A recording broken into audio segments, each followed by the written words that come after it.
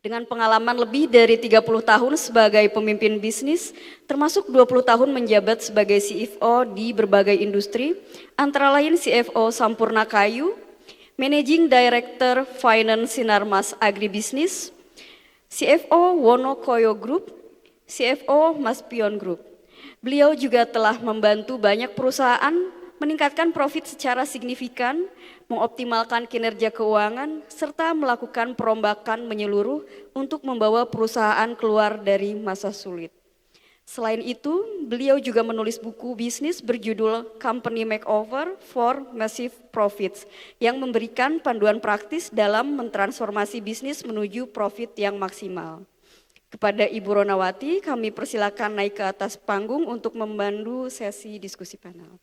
Untuk waktunya 30 menit dan sesi Q&A 10 menit. Terima kasih.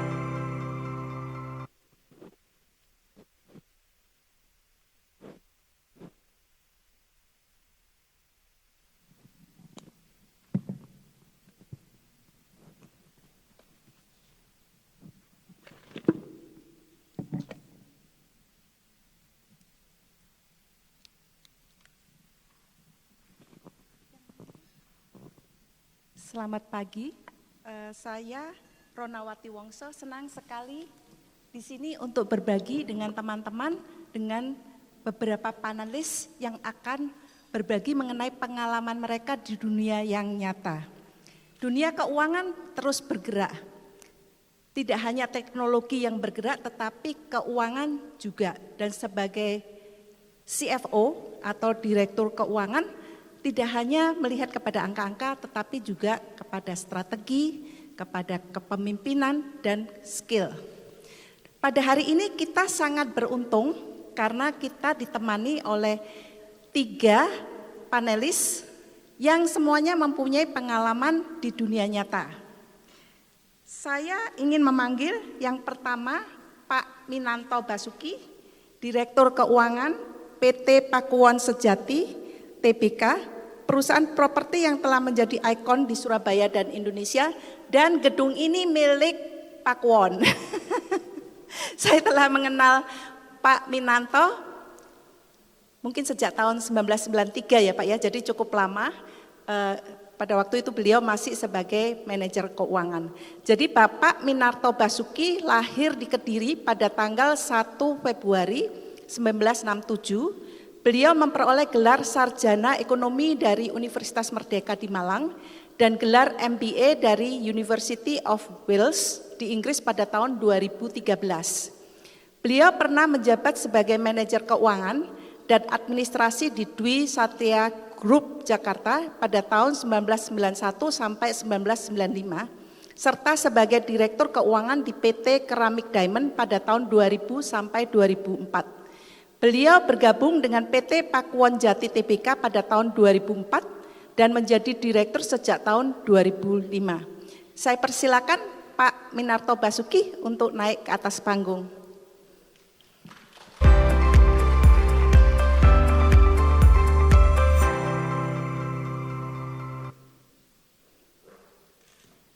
Silakan.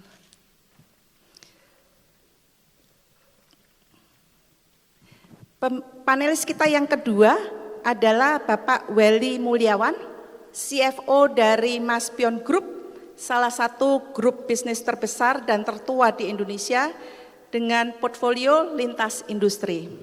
Saya juga telah mengenal Pak Welly Mulyawan mungkin tahun 1995. Pak Welly Mulyawan adalah suksesor saya di Maspion.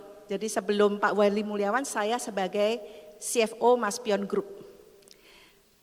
Welly Mulyawan sejak tahun 2000 sampai saat ini menjabat sebagai Group Senior Director dan CFO Maspion Group. Beliau juga menjabat di beberapa perusahaan, yaitu sebagai Direktur di PT Indal Aluminium Industri, Tbk sejak tahun 2000 sampai 2018. Dan sejak 2019 sampai saat ini beliau menjabat sebagai Presiden Komisaris.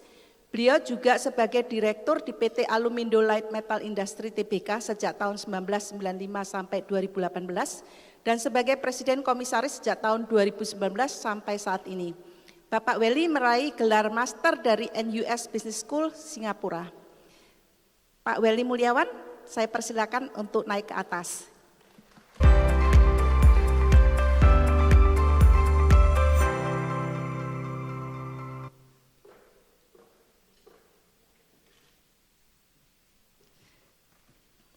Panelis kita yang ketiga, Bapak Airil Rasali, profesional akuntansi dengan pendekatan global, pendiri dari Timba Education Group dan jauh-jauh datang dari Malaysia khusus untuk acara kita pada hari ini. Airil Rasali, CEO dan founder Timba Education Group, Sudan Berhad. Asril Rasali adalah CEO dan pendiri Timba Education Group, Sudan Berhad, dan merupakan anggota dari berbagai badan akuntansi profesional seperti ICAEW, ACCA, MICPA, dan MIA. Ia memulai karirnya di bidang audit dan melanjutkan karirnya di bidang M&A lintas negara bersama perusahaan Big Four. Berasal dari keluarga pendidik yang sederhana, ia meyakini bahwa pendidikan adalah alat untuk memberdayakan generasi muda sebagai pemimpin masa depan bangsa. Ia mendirikan Timba dan bekerja sama secara erat dengan badan profesional dan industri untuk membangun ekosistem yang tangguh dalam menghasilkan charter accountant yang dibutuhkan oleh negara, dan lain tengah membangun kehadiran di pusat negara berkembang dalam visinya mewujudkan Timba sebagai institusi global. Bapak Airil Rasali, saya persilakan untuk naik ke atas.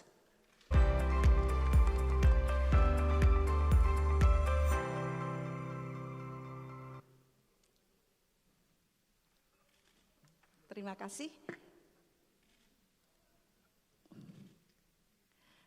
Saya ditemani oleh 3 panelis yang sangat mumpuni hari ini, dan saya akan memoderasi panel ini untuk membantu teman-teman dengan tema Exciting Career in Indonesia. Tadi kita telah mendengarkan dari Pak Putu Anom maupun dari Ibu Lani. Dengan panelis ini kita akan mempelajari dan mendengarkan sharing mereka di dunia nyata, bagaimana mereka memulai karir di bidang finance dan skill apa yang dibutuhkan.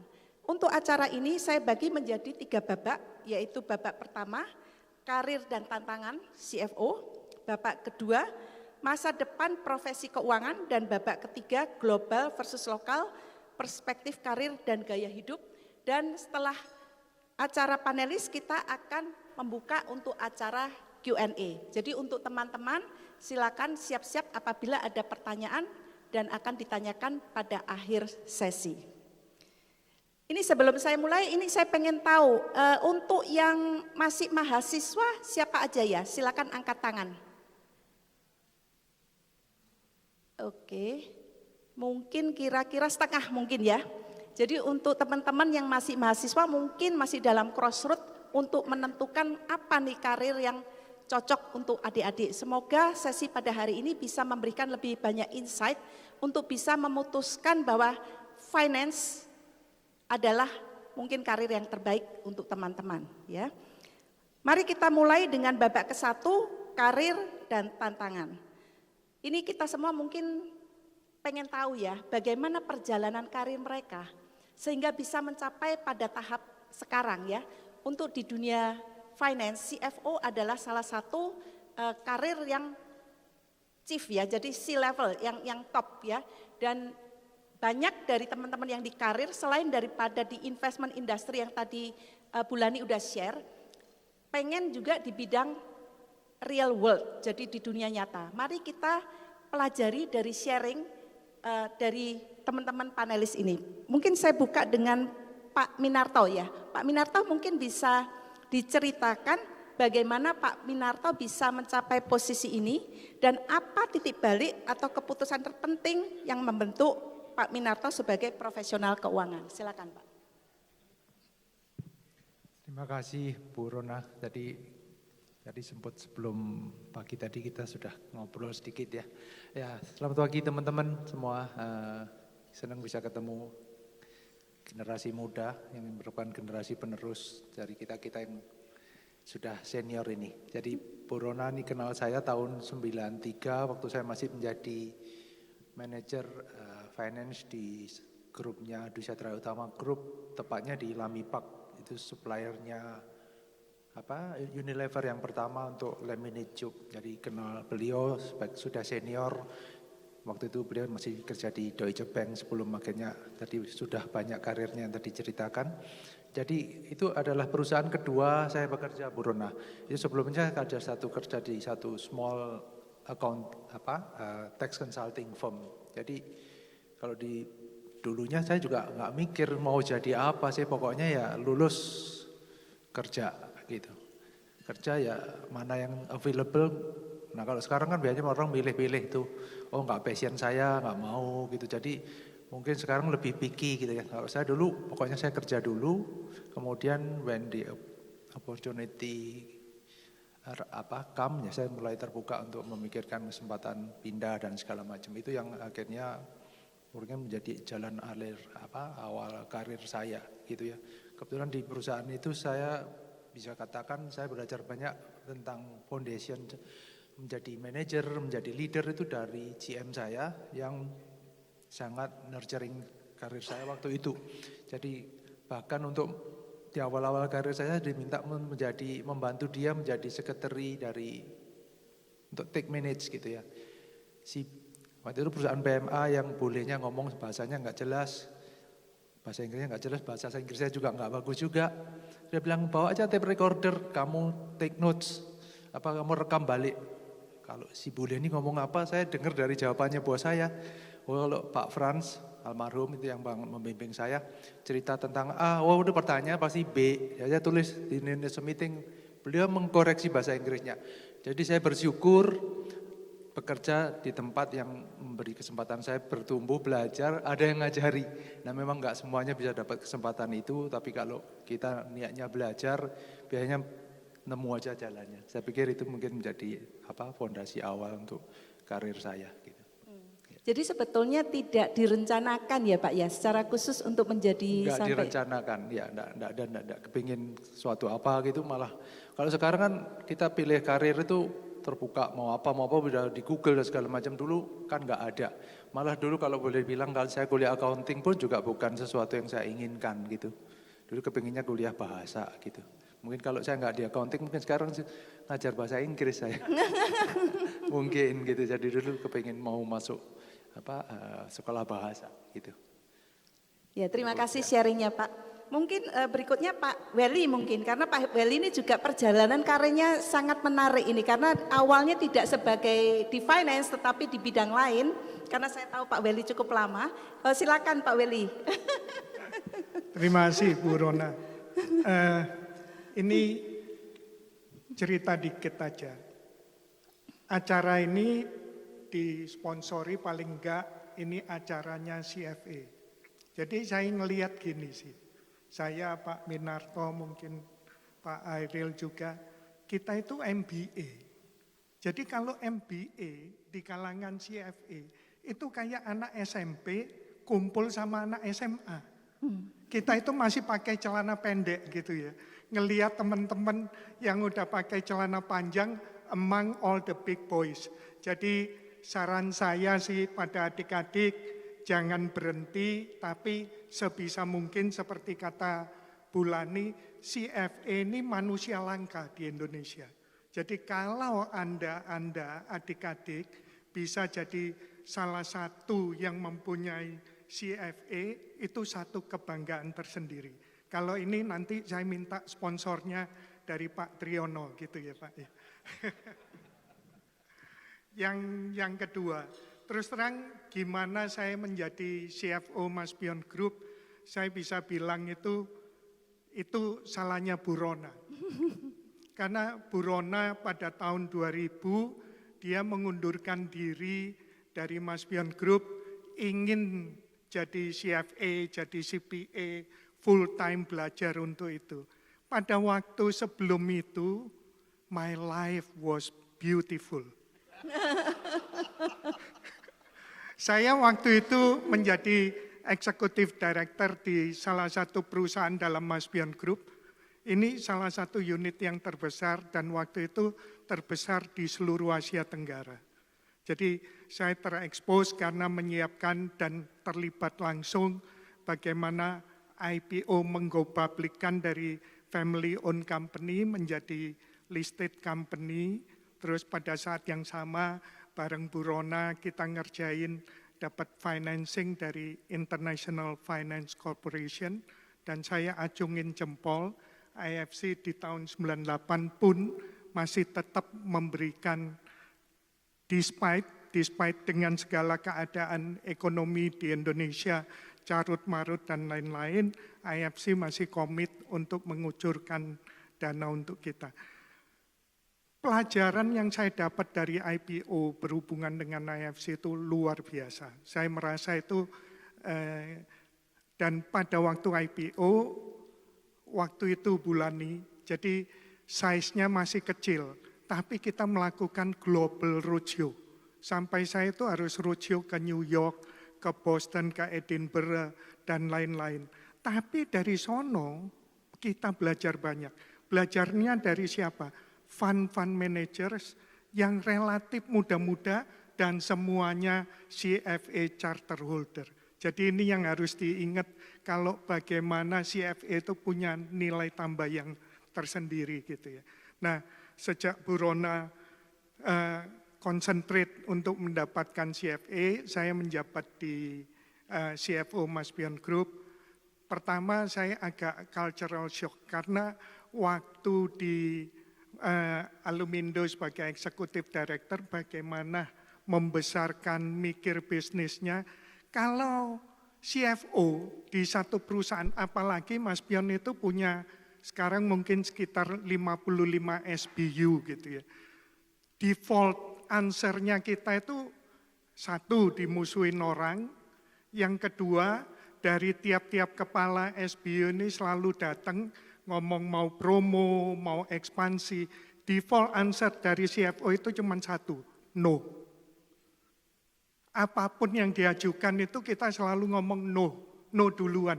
Belum sampai, Pak, saya itu ada rencana nih mau ngembangkan bisnis baru. Belum selesai kita udah bilang no. Ya, jadi ini kelihatannya menjadi satu tantangan tetapi setelah kemudian sejak tahun 2000 Maspion Group itu juga evolve. Kita banyak melakukan M&A, merger akuisisi, salah satunya Bank Maspion. Bank Maspion sekarang dimiliki oleh partner kita dari Thailand. Sebagai majority kita melakukan joint venture yang terbesar terakhir itu yang terbesar dengan pihak Middle East. Kita akan bangun kontainer terminal, mungkin total investasinya bisa sampai 1,2 miliar dolar. Jadi ini karir di bidang finance itu punya sesuatu yang unik, kita bisa memberikan nilai tambah, value. At the end of the day, di dalam hidup satu perusahaan, itu value creation atau value addition atau enhancement. Kita orang finance sering ngomong operation create value, tapi finance kita punya enhance value. Jadi gimana kita mengenhance value. Nah, kebetulan lagi ngomong ini, tadi saya bisik-bisik sama Profesor Putu, kalau anak-anak Ubaya, WM, UNESA, Maspion Group butuh Anda. Kita buka lowongan untuk 2 atau 3 orang lagi ya Pak Putu. Terima kasih. Sorry kepanjangan tapi sekalian promosi. Terima kasih. Terima kasih Pak Welly. Saya sangat setuju. Jadi sebetulnya peran daripada CFO sangat penting karena CFO banyak enhance value atau add value karena sering terjadi perubahan-perubahan di dalam perusahaan itu juga drivernya dari CFO sehingga peran CFO sangat penting ya. Jadi saya pada tahun 2000 bermigrasi ke Amerika. sehingga saya resign. Kemudian pada waktu itu di Amerika saya ngambil CPA dan juga CFA. Kemudian Tuhan berkata bahwa jodoh saya di Indonesia. Jadi setelah saya dapat CFA pulang lagi ke Indonesia. Terima kasih Pak Wery atas sharing-sharingnya. Kemudian untuk Pak Airil, juga ini Pak Airil kan sedikit berbeda ya Pak dari kita yang CFO, dan ini menurut saya sesuatu yang sangat menarik karena Pak Airil ini founder daripada TYMBA. Timba ya, yang mana ini adalah professional learning provider untuk certification. Jadi kalau teman-teman yang mau ngambil certification, Pak Airil melalui perusahaannya Timba ini memberikan suatu guidance ya Pak ya. Dan saya dengar tadi BCA-nya akan bekerja sama juga dengan CFA ya Pak untuk memberikan semacam courses untuk yang ingin mengambil CFA exam. Mungkin bisa sharing Pak bagaimana Bapak bisa sampai pada tahap ini. Terima kasih Ibu Rona. Pertama kali sudah tentu saya rasa spesial karena di atas pentas ini mungkin pengalaman saya banding Pak Weli, Pak Minarto sama Ibu Rona sendiri. Mungkin saya baru 1/4 lah perjalanannya. Walau apapun izin ya, mungkin walaupun saya udah belusukan di Jawa, bahasanya mungkin gak begitu bagus, jadi saya mix dikit-dikit lah ya. Perjalanan saya itu mungkin beda sedikit karena saya tidak melalui S1 atau S2, tetapi langsung habis O-levelnya itu langsung ke sertifikasi. And sertifikasi ini dia agak spesial kayak kita pada hari ini karena it's not just about getting the certification, but it's about building the values together via a strong community. Jadi kayak kita hari inilah bersama the CFA Society, I think we are here to help, bantu sesama kita. Jadi habis O-level itu saya langsung lanjut program yang dipanggil Institute Chartered Accountant England and Wales, in which ini adalah salah satu badan akuntansi yang tertua di dunia. Perjalanan itu lebih cepat kerana at the global view, ICAEW ini is equivalent to masters lah. Jadi menggunakan sertifikasi itu pada umur 19 tahun, saya sudah langsung kerja di Ernst & Young, audit, assurance. Selesai audit, karena cita-cita saya asalnya enggak mau jadi accountant. I wanted to become a lawyer. Tapi bapak saya bilang enggak usah jadi lawyer, cari masalah, mending cari wang. Tapi baru saya tahu jadi akuntan ini ya kira wang juga wang orang. Bukan wang sendiri. Tapi at the same time I wanted to run a business. Maka karena hormat orang tua ya Pak. Jadi enggak mau pusing-pusing, ya akuntan aja lah. Maka saya masuk EY 4 tahun di Ernst & Young, kemudian lanjut keluar, enggak tahu mau kemana kerana pikirannya mau to be in business. Jadi saya pikir okeylah, saya ke PwC.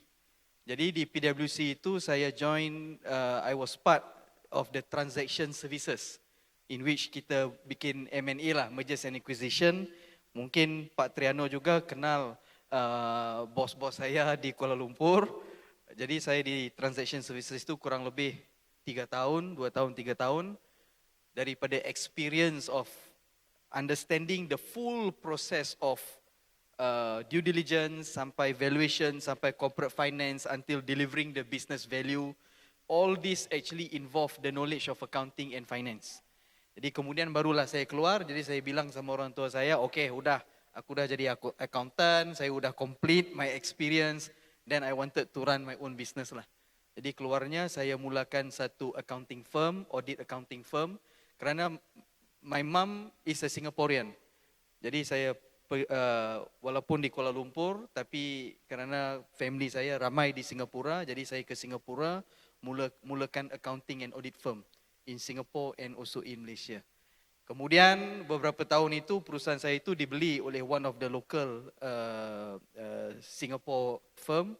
Jadi saya keluar, saya lanjut lagi, saya build the first startup lah, the first audiobook platform yang dipanggil Nusantara Audiobook Platform di Malaysia. Cuma menariknya di Malaysia itu the number of book readers itu enggak begitu ramai kayak di Indonesia. Jadi dari situlah saya mula start to travel to Indonesia, pergi dari satu bandar, satu kota ke satu kota untuk bertemu dengan para penulis, para pembaca. Jadi the beauty part of it is that walaupun kita run perusahaan itu, knowledge itu adalah daripada accounting and finance. Jadi whatever business that we run, it always goes back to accounting and finance. Cuma last kali ialah dalam tempoh yang sama itu saya dipanggil oleh Malaysia government ketika itu the Prime Minister Office, kerana ICAEW sama ACC ini membersnya di Malaysia pada dulu enggak begitu ramai. Jadi mereka bilang kerana di Malaysia memerlukan 60,000 chartered accountant by the time tahun 2020. Jadi kerana kita enggak cukup, masih kurang 50%, kita baru tahap 30%, maka disebabkan saya juga passionate lah dalam bidang pendidikan, jadi mereka panggil, mereka kata, Airil, bisa enggak bantu tubuhkan satu institusi untuk build and train these chartered accountants. Dan of course, very coincidentally, 30 Juli ini kami udah run semua program akuntansi, ACCA, ICW, CIMA, CPA Australia, CANS. 30 Julai ini insyaAllah we will launch together with CFA Society Malaysia our first CFA program. Yeah. Ya. Terima kasih Pak atas sharingnya. Kalau saya tadi dengarkan dari cerita Bapak, sebetulnya tidak tradisional route ya Pak ya, karena kalau yang tradisional route itu kan ngambilnya S1, S2, tetapi ini langsung ke certification. Ternyata bisa gitu ya Pak ya, tanpa S1 dan S2. Kemudian bisa lompat menjadi pebisnis, melihat ada opportunity untuk menambah charter accountant, di mana para peserta certification itu membutuhkan suatu bimbingan. Terima kasih Pak atas sharingnya. Terima kasih. Kemudian kita masuk yang pertanyaan masih tetap karir dan tantangan daripada CFO, tetapi ini karena waktunya saya minta mungkin dari jawabannya 1-2 kata aja. Skill apa yang dibutuhkan untuk mencapai atau yang dilakukan sebagai CFO ya, dari Pak Minarto sama Pak Welly, nanti dari Pak Aril mungkin sebagai founder dari Timba ini, silakan. Terima kasih Bruna. Jadi kalau ngomong tentang skill, tentunya kita tetap harus punya core skill yang kita harus kuasai. Jadi di basic kita, kalau kita asalnya dari mana, tapi kalau ke depan kan kita mau berkarir di CFO gitu kan. Ada teman yang bukan dari background accounting, bukan dari sekolah bisnis, ada yang jadi CFO juga. Tapi tetap mereka harus punya core skill yang harus dikuasai menurut saya, ya tentang basic-basic skill yang terkait dengan financial accounting, taxation, dan segala macam. Dan yang paling penting lagi menurut saya adalah pemahaman terhadap bisnis dari di mana dia berkarir di situ. Dia harus memahami marketingnya, ekosistemnya, supply chain-nya, dan segala macam. Dan itu mestinya seperti yang tadi Pak Putu sampaikan di keynote speech tadi, Pak itu sudah cross-functional. Jadi sudah enggak hanya satu aspek finance saja. Legalnya sedikit tahu gitu, apalagi kalau sekarang mungkin ESG. Nah itu kan belajar lagi tentang emisi karbon dan segala macam. Jadi sudah enggak hanya urusan finance semata, accounting semata, marketing juga, legal juga. Saya rasa itu mungkin juga harus kita kuasain, juga harus kita tahu gitu ya. Terima kasih Pak Min. Mungkin dari Pak Welly? Ya, pertama disclaimer dulu, kalau saya ditanya disuruh ngomong 1-2 patah kata rasanya kurang gitu. Jadi seorang CFO atau finance professional itu semua yang dikatakan Pak Min. Tapi saya ngomong singkat aja, saya ngelihat pengamatan saya. Seorang CFO yang baik itu, saya juga ngambil istilah perbankan itu perlu 5Cs, 5C gitu ya. Collaborator, karena perlu strategic think-nya untuk bersama-sama dengan CEO dan board, jadi kolaborasi untuk menentukan arah Yang kedua catalyst, karena harus berfungsi dengan different department. Yang ketiga itu custodian, kita itu dipercaya untuk mengelola aset perusahaan yang paling berharga di luar human capital itu sendiri. Jadi soal keuangan itu darah dari tubuh organisasi. Yang keempat itu capital allocator. Jadi kita apalagi di Maspion penting sekali kita juga selain manage bisnisnya juga portfolio managing. Jadi how to put money where you minimum amount of capital where you can get the big bang gitu ya, biggest bang gitu. Jadi mau ditaruh di mana, apa di pelabuhan atau di hotel ataukah harus di bank gitu. Jadi ini juga, dan yang terakhir at the end of the day mungkin communicator. Komunikasi ini jadi penting. Karena suka nggak suka ya Bu Rona, orang finance itu punya cap tersendiri. Kalau ketemu orang finance yang ketawa, yang senyum gitu, mereka bingung. Ini orang marketing katanya. Karena kalau orang finance biasanya long face, terus judes-judes gitu ya. Biasanya ya. Jadi komunikasi antar bagian, komunikasi dengan semua level.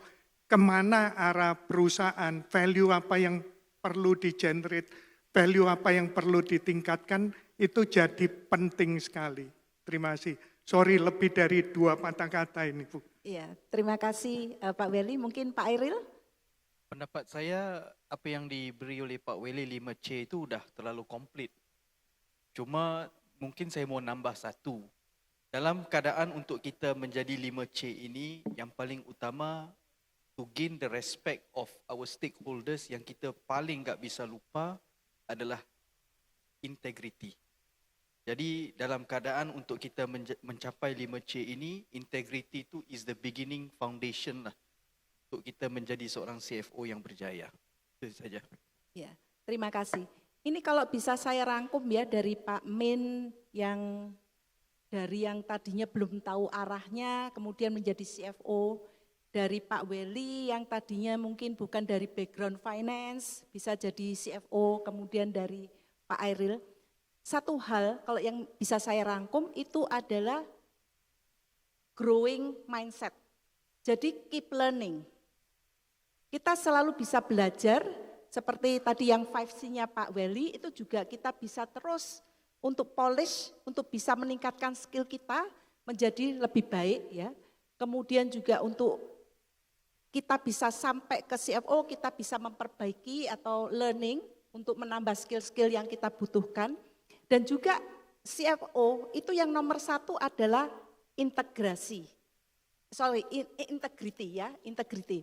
Karena CFO itu pegang darahnya atau jantungnya perusahaan, duitnya perusahaan. Jadi integrity nomor 1 ya untuk sebagai CFO. Terima kasih. Kemudian kita akan masuk ke babak kedua, yaitu masa depan profesi keuangan. Sekarang ini kan banyak AI, teknologi ya, jadi mungkin teman-teman mungkin wondering gitu. Dengan adanya AI dan teknologi ini bagaimana masa depan karir di bidang finance? Karena mungkin masih teman-teman yang masih baru mahasiswa maupun umum, mungkin belum nyampe ke CFO, tetapi mungkin mulai dari karir di bidang finance. Karena dalam kita suatu bekerja, kita harus membutuhkan ada skill ya, jadi kita perlu hard skill dulu di awal sebelum kita bisa masuk ke lebih ke general skill.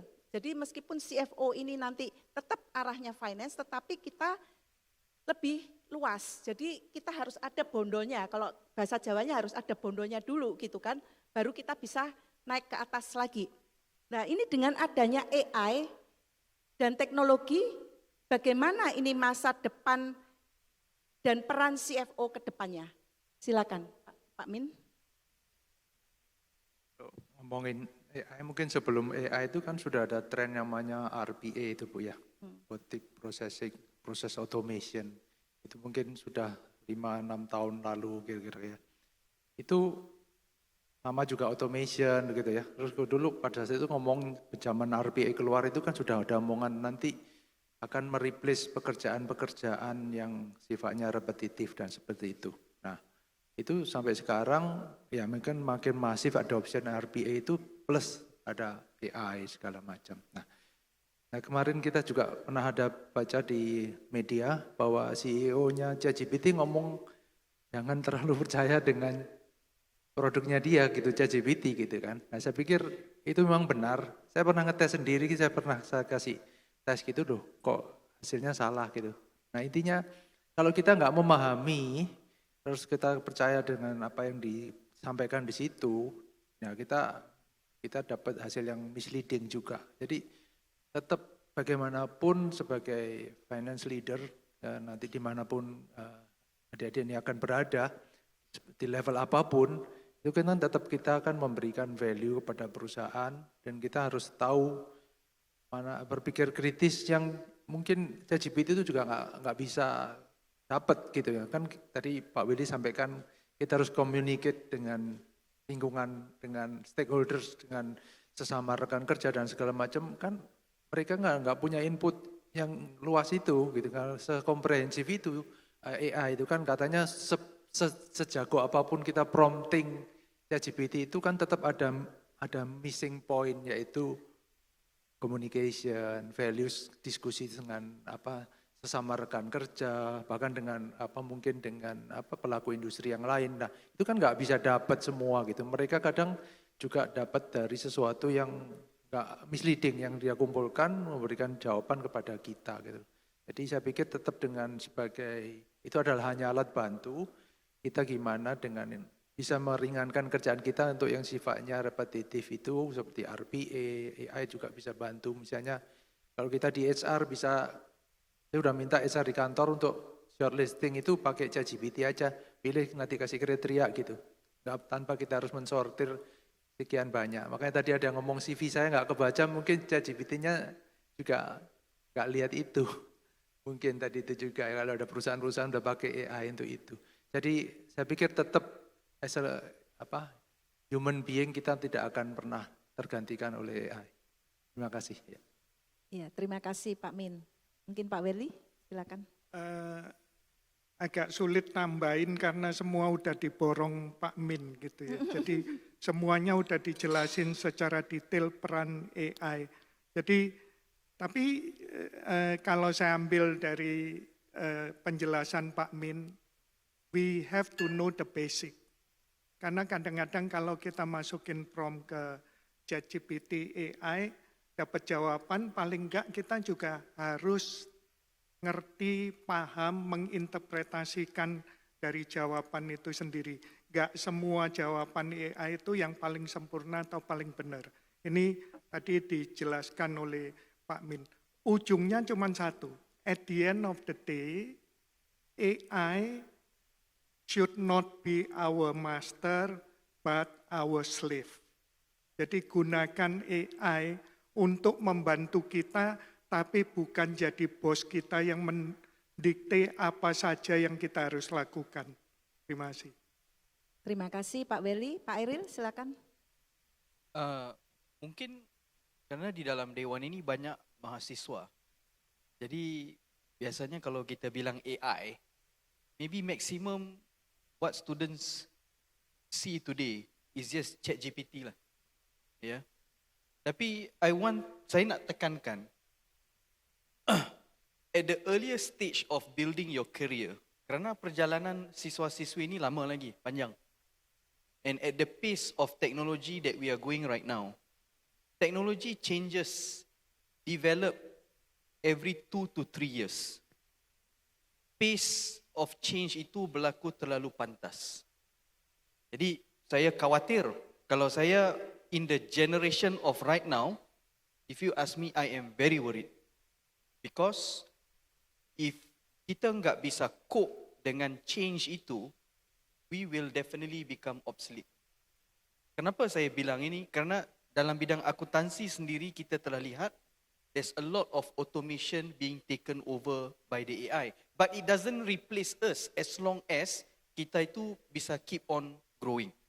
Jadi pesanan saya yang pertama, the simplest thing that students should do, paling mudah yang kita bisa lakukan sebagai siswa adalah you need to learn the art of prompting the ChatGPT. Saya ketemu ramai hari-hari hundreds of students who join the audit firm, the Big Four. But when I look into the talents yang go on and achieve double promotion in the firm, I ask them, what have they done differently? Apa yang membedakan dia dari peers mereka yang lain? Mereka ini knowledge-nya sama, sertifikasinya sama, S1, S2 sama. Bedanya apa?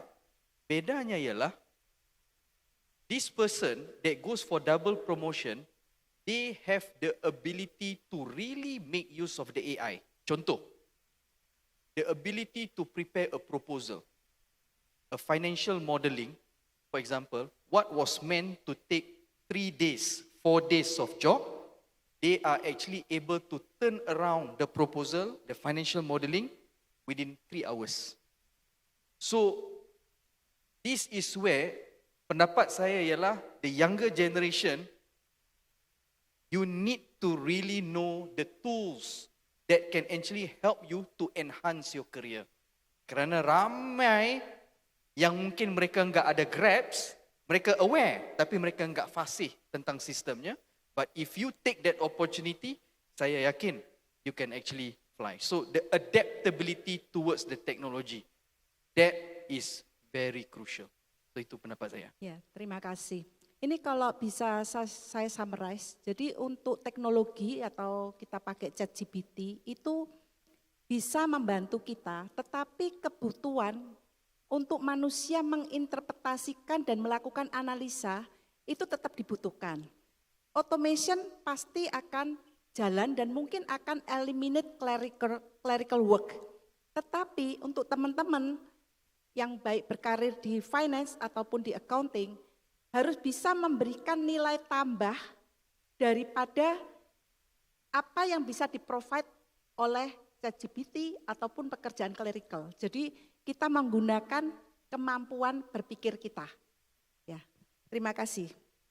Kemudian kita masuk ke babak ketiga dan ini adalah babak yang terakhir. Mungkin dari teman-teman mungkin sering melihat sekarang banyak yang mungkin kabur saja ya, tag yang kabur saja.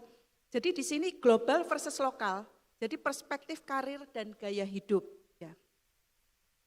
Ini pertama mungkin dari Pak Airil ya, karena Pak Airil ini mungkin salah satu yang bisa memberikan pandangan, menghasilkan foreign currency, tetapi spending dalam local currency ya Pak ya. Jadi karena untuk teman-teman ini kan pengennya mungkin bisa mendapatkan dolar, atau uang asing tapi tetap tinggal mungkin di Indonesia atau di Malaysia ya Pak ya.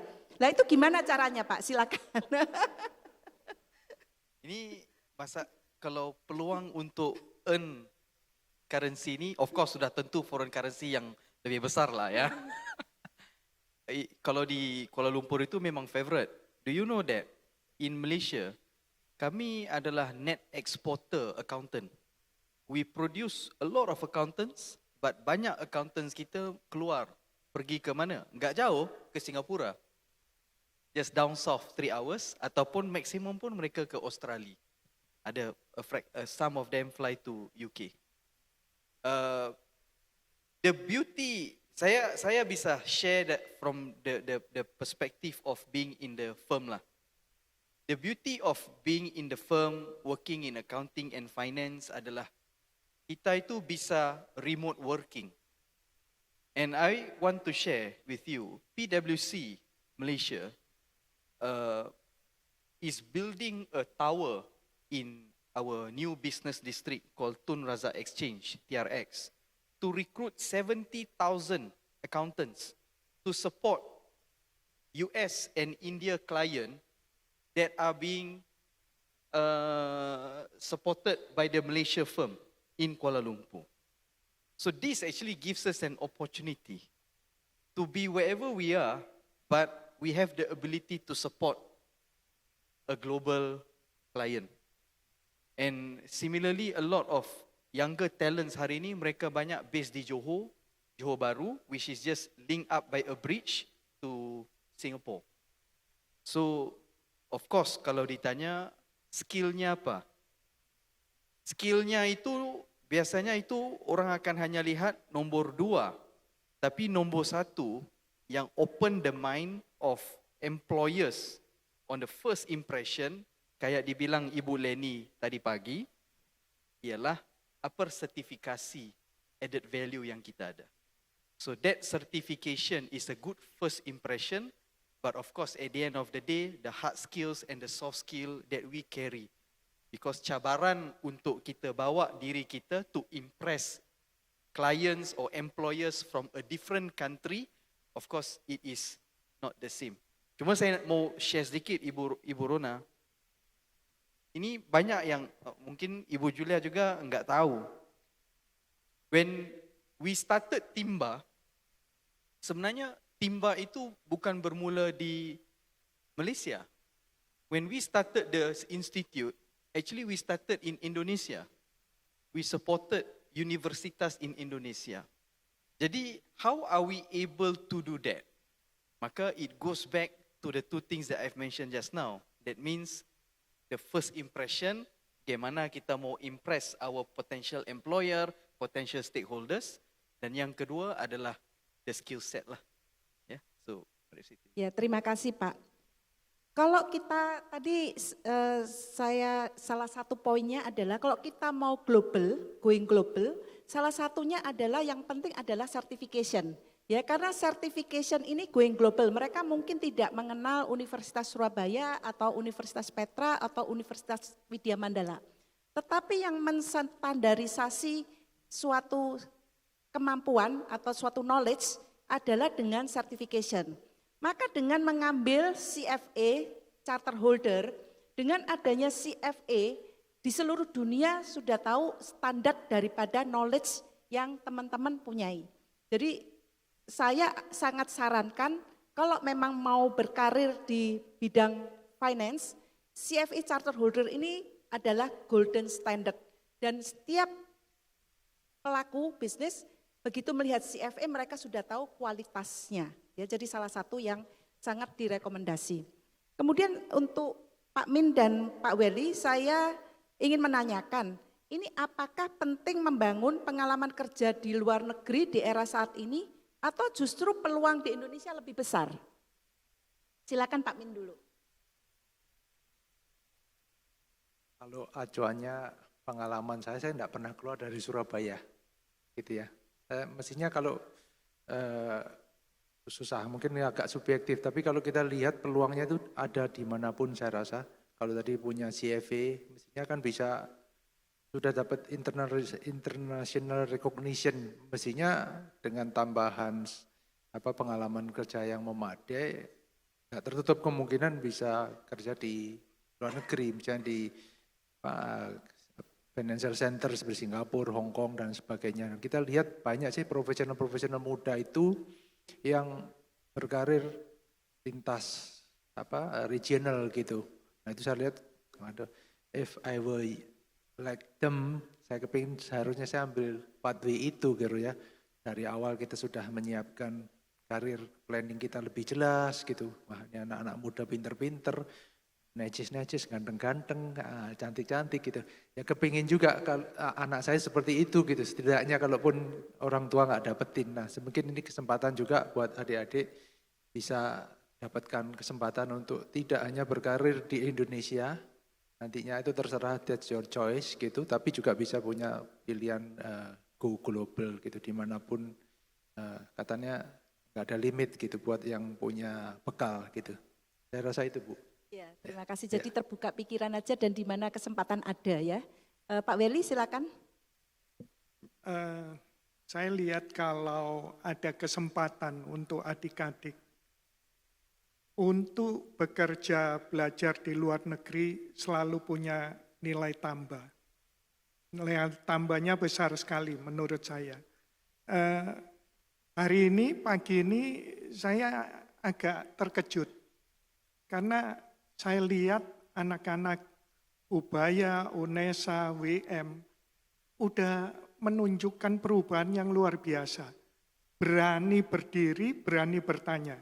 Biasanya teman-teman saya sekolah di luar ataupun saya sering mengikuti executive education, orang Indonesia itu senengannya duduk di belakang. Kalau diajak ngomong nggak berani.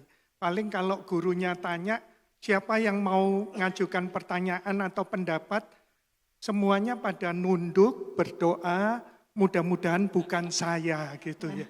Jadi saya melihat pagi ini luar biasa. Ini salah satu yang kadang-kadang membedakan bagaimana bule tanpa bermaksud rasis, orang India itu kelihatannya lebih pinter dan lebih hebat dari kita-kita gitu. Padahal ilmunya nggak lebih, tapi mereka berani tampil. Ini salah satu kemandirian kalau adik-adik bekerja, belajar di luar negeri. Yang kedua, self-confidence-nya akan naik.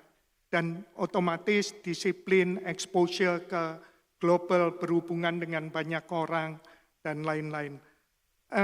Pengalaman saya sering mengikuti top executive education. Saya ke Harvard, ke Oxford, kemana-mana. Salah satu yang saya lihat itu banyak orang-orang asing yang punya growth mindset, lifelong learning. Teman-teman saya itu 50, 60, CEO, CFO. Saya lihat ini penting sekali growth mindset karena di Indonesia kadang-kadang udah jadi GM, direktur kok repot-repot gitu ya. Jadi exposure keluar ini menjadi penting sekali lagi. Jadi kalau saya pikir kabur aja sementara. Buktikan Anda, kalau Anda be yourself, prove yourself di luar negeri. Setelah itu kembali. Karena Indonesia masih butuh Anda. Contoh-contohnya nih, kalau Anda kembali seperti Bulani, Pak Triyono, income-nya New York, living standard-nya Jakarta. Jadi quality of life-nya luar biasa ini. Terima kasih. Ya. Terima kasih Pak Welly atas sharingnya. Sebetulnya saya sendiri juga pernah kabur aja itu tadi ya, yang pindah ke Amerika 4 tahun ya. Memang dengan kita bekerja di luar negeri, kita mendapatkan wawasan yang berbeda ya. Karena pada waktu saya kerja di Amerika, itu di sini masih yang startup itu jarang sekali. Dan saya kerja di startupnya di .com ya, yang tapi induknya sudah cukup mapan, sehingga kita sebetulnya cukup dari segi funding cukup, tetapi kita belajar daripada culture.com itu bagaimana ya, dan kita belajar cara mereka untuk atau kebiasaan mereka bekerja, disiplinnya dan lain-lain. Seperti tadi Pak Welly bilang, ya menimba pengalaman kemudian kembali, seperti saya kembali ke Indonesia bisa memberikan nilai tambah yang lebih besar. Terima kasih atas sharingnya. Kita sudah membahas mengenai karir CFO ya, dan skill apa yang dibutuhkan, kemudian masa depan profesi keuangan, dan juga global versus lokal. Ini untuk sebagai penutup saya minta satu pertanyaan aja. Seumpama nih Pak Min, Pak Welly ataupun Pak Ariel itu ada di usia 25 tahun ya, mungkin teman-teman sebentar lagi juga 25. Apa satu nasihat penting yang akan diberikan? Ya. Kalau saya 25 tahun, kalau boleh I would have done the same thing. Saya akan lakukan hal yang sama, except for one thing. Saya akan ngambil CFA. Terima kasih. Terima kasih. Teman-teman sangat disarankan untuk ngambil CFA dan saya sangat setuju sebetulnya ya. Karena kalian dari background apapun, meskipun sekarang bukan sekolahnya finance, tidak terlambat untuk mengambil certification daripada CFA. Karena CFA akan memberikan nilai tambah yang sangat besar dalam perjalanan karier kalian.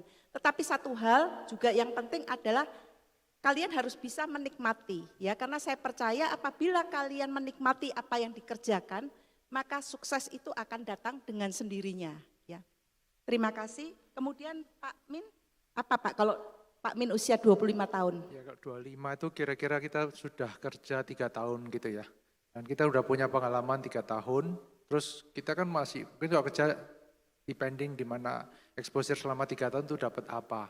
Tapi kalau tadi saya setuju sekali dengan sertifikasi CFA atau CPA atau apapun yang menjadi tujuan karir ke depan, itu kita seperti naikkan standar kita gitu. Jadi kompetensi kita itu tersertify, ada tervalidasi dengan dapat sertifikat itu yang tentunya memang nggak mudah. Tadi sempat cerita sama Pak Ignatius Denny itu, anak saya juga level 1 lulus, dia merasa nggak mau lanjutin level 2 karena nggak punya social life.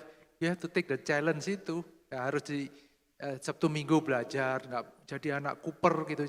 Memang itu harus yang dijalani ya Bu ya. Iya. Kalau Bu Rona katanya in one go 1, 2, 3 sampai level 3 sekaligus lulus. Nah mungkin kalau kita usia 25, kita belum berkeluarga, harusnya kita lebih punya waktu, lebih punya resources, badannya masih fit gitu ya, untuk kejar itu. Saya rasa it's a good starting untuk naikkan ke level yang lebih tinggi. Saya sangat setuju dan rekomend gitu. If I were younger. Ya, terima kasih. Sebetulnya seperti yang tadi dikatakan Pak Min itu benar kalau dari pengalaman saya sendiri ya. Jadi pada waktu saya pindah ke Amerika itu anak saya sudah 3. Ya, saya kerja full time di Amerika dan saya mengambil CPA. Jadi kalau dibayangkan sebetulnya cukup berat ya. Bagaimana saya bisa, kemudian setelah CPA saya 1 kali tes langsung lulus, juga CFA untuk semua level itu 1 kali tes langsung lulus. Bagaimana saya bisa memanage waktu? Kita harus mau komit. Jadi malam setelah pulang kerja itu belajar, ya. Kemudian pada waktu weekend, lah itu anak saya semua saya giring ke Barnes & Noble. Jadi mereka biar baca-baca buku, saya belajar di Starbucks, ya. Jadi kalau menurut saya selama kita ada kemauan selalu ada jalan. Ya, yang penting adalah komitmen kita. Ya, karena kita pikir bahwa ini adalah baik untuk kita ke masa depannya. Terima kasih Pak Min. Kemudian Pak Airil, silakan Pak. Saya sedikit janggal soalan ini sebenarnya. Karena ditanya 25 tahun, tapi kalau saya patah mau mutar balik ke 25 itu nggak jauh, Bu. Cuma kalau nanya saya, I think 2 things. Number 1, berani mengambil risiko. Tapi mesti tahu how to mitigate dan assess apa kita punya appetite lah. Berani mengambil risiko. Berani untuk turn up walaupun kadang-kala kita capek. Kerana saya sering diberitahu oleh my mentor, 80% of success is all about turning up. Turning up. Jadi malam saya sampai dari Kuala Lumpur midnight flight hanya for this event. Lepas event ini pesawat saya jam 3 langsung pulang. Orang tanya, kenapa kamu just want to fly to meet? To me, like I said, turn up.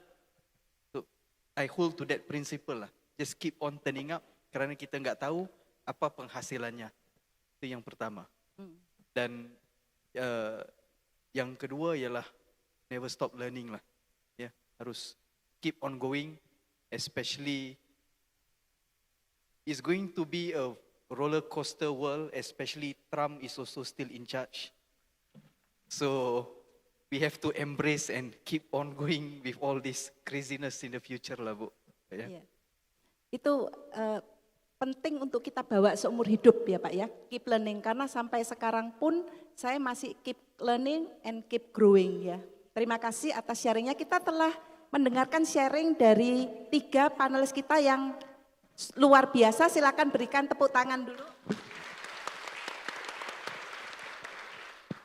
Berikutnya kita akan Q&A ya. Iya, mohon maaf Ibu karena keterbatasan waktu jadi sesi Q&A-nya kami close terlebih dahulu. Oke, Iya. mohon maaf teman-teman karena keterbatasan waktu maka kita tidak ada Q&A. Saya ucapkan terima kasih banyak kepada para panelis, Pak Minarto, Pak Welly dan Pak Airil yang sudah menyempatkan waktu untuk berbagi dengan kita pada hari ini.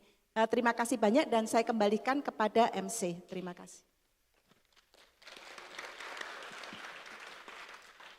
Baik, terima kasih kepada Ibu Ronawati dan juga para panelis atas insightful sekali. Saya yakin teman-teman pasti ingin bertanya, tapi karena keterbatasan waktu, maka mungkin bertanyanya setelah selesai acara ini, begitu ya. Baik, kami mohon kepada Bapak Triyono Sudirjo CFA untuk naik ke atas panggung untuk menyerahkan souvenir kepada para panelis dan moderator.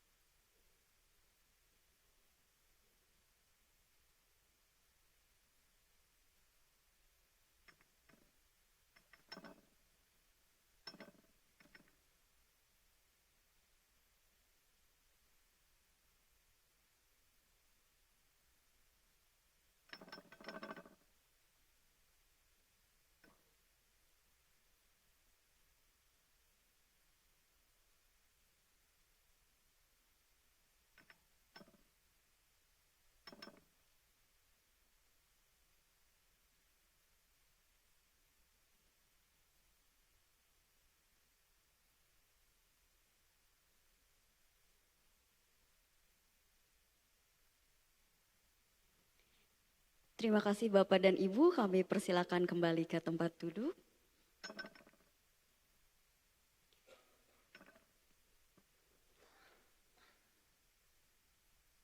Baik,